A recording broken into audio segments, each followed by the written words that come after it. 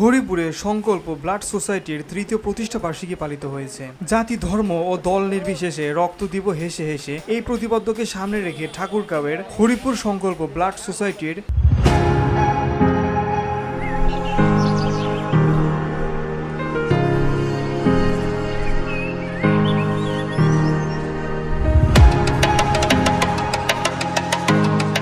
তৃতীয় প্রতিষ্ঠা বার্ষিকী উপলক্ষে ফ্রি রক্তের গ্রুপ নির্ণয় পরীক্ষা এবং ফ্রি স্বাস্থ্যসেবা ক্যাম্পিং অনুষ্ঠিত হয়েছে।